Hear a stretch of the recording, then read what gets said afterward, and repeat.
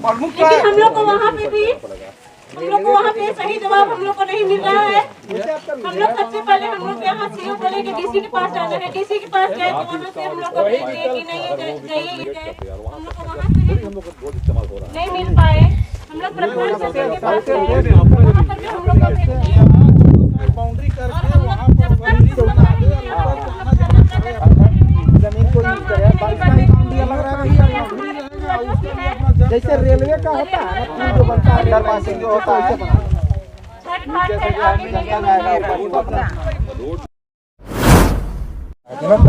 Allotment रैयते बना के जमाबंदी दिला के तरह हमारा इस रास्ता को जो है छेका जा रहा है। ग्रामीण यहाँ पे एकजुट हुए हैं। आप भी यहाँ पे आए, क्या कुछ कहना चाहिए? देखिए, ये 100 साल से पहले से ये रास्ता ना केवल प्रयोग में आता है बल्कि रेवेन्यू मैप में भी इस सड़क को दिखाया गया है। और ये सड़क जो है, इस पे यहाँ के जो स्थानीय लोग जहाँ वर्शिप करते हैं वो बूढ़ा महादेव मंदिर भी है, आगे एक तालाब भी है जहाँ महिलाएं जाके ना केवल पूजा पाठ में बल्कि छठ भी वहाँ पे होता है। और ये बरसों बरस से ये होता आ रहा है। जो लोग यहाँ करीब 80 साल के लगभग के लोग हैं वो कहते हैं कि हमारे जन्म के पहले से ये रास्ता प्रयोग में आता रहा है। और सीओ साहब ने खुद से स्वीकार किया है कि हाँ, ये जो रेवेन्यू मैप, जो विलेज मैप है, सारे में इस रास्ते को दिखाया गया था। अब एचईसी प्रबंधन आईएम को ज़मीन बेचता है और उसमें सड़क को कोई दे देता है। तो जिस तरीके से कोई ज़मीन दलाल जब किसी गांव की संपत्ति को कोई बेच देता है तो उस पर क्या करती है सरकार? आके उस ज़मीन दलाल पे एफआईआर करती है कि इसने गांव की ज़मीन को बेच दिया। तो यहाँ भी एचईसी ने एक ज़मीन दलाल की भूमिका ही निभाई है कि गांव वालों की जो प्रयोग में आने वाली सड़क को भी बेच दी है। इसका खामियाजा गांव वाले क्यों भुगतेंगे? गांव वाले नहीं भुगतेंगे। और ये आस्था की बात है। वहाँ पे एक मंदिर भी है और उस मंदिर के आप आगे जाइएगा तो वहाँ एक मस्जिद भी है। और नया सराय और नगरी क्षेत्र में, इस क्षेत्र में आएंगे तो यहाँ के सभी कम्युनिटी के लोग, सभी धर्म के लोग मिलजुल के बरसों बरस से रहते आए हैं। और आज यहाँ पे जिस तरीके से आस्था से खिलवाड़ हो रहा है तो आईएम प्रबंधन से हम लोगों का यही गुजारिश भी है और उनसे कहा भी गया है गांव वालों ने कि हम देख रहे हैं काफ़ी यहाँ हमारी माएँ बहनें भी हैं, इस बात में कोई उनकी बातों को स्वीकार नहीं करेगा। हमें झारखंड राज्य का डेवलपमेंट चाहिए, हमें आईएम जैसे इंस्टीट्यूशंस भी चाहिए, हमें आईआईटी भी चाहिए, हमें एम्स भी चाहिए। लेकिन जहाँ पे आप बरसों बरस से कोई आस्था की बात है उससे खिलवाड़ कोई ना करे और वो आसानी से इसका विकल्प भी निकल सकता है। अगर यहाँ से जो सड़क है सिर्फ उसको अगर वो बाउंड्री वॉल करके उस मंदिर तक जाने के लिए अगर छोड़ दे अगर, तो इतना उन्हें सैक्रिफाइस करना पड़ेगा। लेकिन वो लकीर कि फ़कीर की जो बात होती है ना, वो उस बात को समझने के लिए तैयार नहीं है। और डिस्ट्रिक्ट एडमिनिस्ट्रेशन को अपने कॉन्फिडेंस में लेके वो चाह रहे हैं कि हम बाउंड्री वॉल करा दें।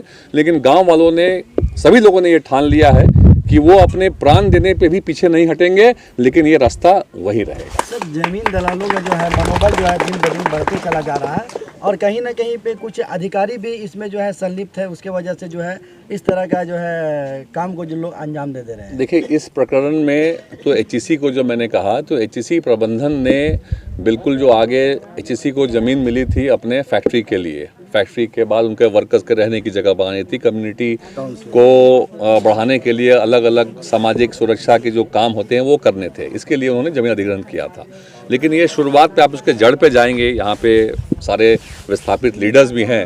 इन लोगों की लड़ाई किस बात की थी? उनकी लड़ाई भी इसी बात की थी कि जिस लिए ज़मीन अधिग्रहण हुआ था उसके मूल कारण में अगर वो इस्तेमाल नहीं होता है तो वो ज़मीन मूल रैयत को वापस होनी चाहिए थी। तो ये लड़ाई उसी बात की है। तो कहीं ना कहीं आप देखेंगे तो ये लड़ाई अगर उसी समय अगर ये न्याय हो गया होता या आज भी अगर हो जाएगा तो इस तरह की घटनाएं यहाँ पे नहीं होती। सर, अभी जो वार्ता हुई अंदर में क्या कुछ बातें निकल कर सामने आई? देखिए, अभी तो बिल्कुल ही मिड लेवल के लोग यहाँ पे हैं जो आईएम की तरफ से बात कर रहे हैं। तो अभी कोई इसका हल निकला है ऐसी बात नहीं है। और जो यहाँ के ग्रामीण हैं जिनकी आस्था की बात है, ये सारे लोग मजबूती के साथ यहाँ बैठे हुए हैं। जब तक इनको सड़क जो है कागज़ पे सड़क ऑलरेडी है और उसको अवैध तरीके से बाउंड्री वॉल किया जा रहा है, इसको हम लोग इस बात को माननीय मुख्यमंत्री के पास भी लेके जाएंगे।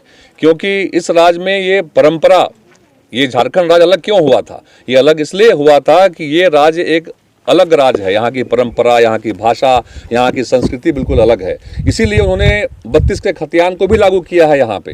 तो आज जो 32 के खतियान वाले लोग जो यहाँ बैठे हुए हैं, इनके 100 साल मतलब 1932 से पहले से जहाँ पूजा पाठ होते आया है उस चीज़ को छोड़ने के लिए नहीं जा रहा है। आईएम प्रबंधन भी इस बात को जान ले कि ये सोचेंगे कि हम यहाँ पे 100 या 200 हम फोर्सेस को रख के बाउंड्री वॉल करा ले रहे हैं, तो ये काम नहीं होने के लिए जा रहा है। और वो अलग अलग ये लोग जो हैं, मैंने पहले भी कहा आपको कि ये सुरक्षा देने का भी काम करेंगे। ये नया सराय और नगरी के जो लोग हैं, ये अच्छे काम में हमेशा सरकार का अलग अलग लोगों का सहयोग करते आए हैं और आज भी सहयोग कर रहे हैं। कभी कहाँ विरोध नहीं हुआ था, लेकिन आज जब मंदिर जाने का रास्ता जो है उसको रोकने की बात आ रही है, तब विरोध हो रहा है। और ये विरोध तब तक जारी रहेगा जब तक इसका सॉल्यूशन नहीं निकल जाता। सॉल्यूशन इसका एकमात्र यही है कि मंदिर तक जाने का, तालाब तक जाने का, मस्जिद तक जाने का सड़क जो है वो इंटैक्ट रहेगा, ऐसे ही रहेगा, गाँव वालों के लिए रहेगा।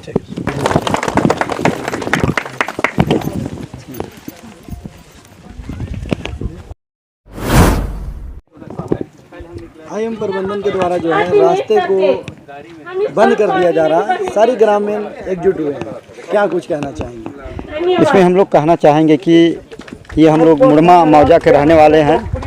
ये मुड़मा मौजा हम लोग का मैंने 100 बरस की ये पुरानी रास्ता है। इस रास्ते से हम लोग छठ पूजा करने जाते हैं, कलश यात्रा करने जाते हैं, मुंडन प्रक्रिया की रास्ता है। सारे मैंने एकमात्र यही रास्ता है जिसमें हम लोग का धार्मिक आयोजन की करने का ये हम लोग पहुंचते हैं वहां तक। ग्रामीण चाह रहे हैं और हम लोग चाह रहे हैं कि कोई भी स्थिति में हमारी ये ग्रामीण की रास्ता बंद ना हो, और सरकार से भी हम लोग मांग करते हैं कि हमारी ग्रामीणों की ये रास्ता बंद ना हो, क्योंकि उनकी आस्था और उनकी धार्मिक भावना को ठेस ना पहुँचे। और अभी हमारे माननीय अजय नाथ साहब जिस तरह से आप लोगों के बीच बातचीत हुई, अब उनसे क्या समाधान निकलती है ग्रामीणों की कि रास्ता जो मांग जो ग्रामीण मांग रहे हैं कि रास्ता हम लोग को मिलनी चाहिए, और हम लोग बारंबार कह रहे हैं कि हम लोग की धार्मिक धरोहर की रास्ता है, मिलनी ही चाहिए ग्रामीण को। अपना परिचय दे दीजिएगा।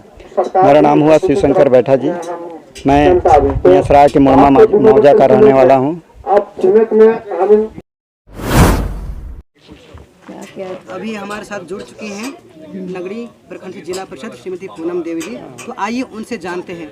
मैम, क्या कुछ मामला है, हमेशा विस्थापित ही क्यों चले जाते हैं?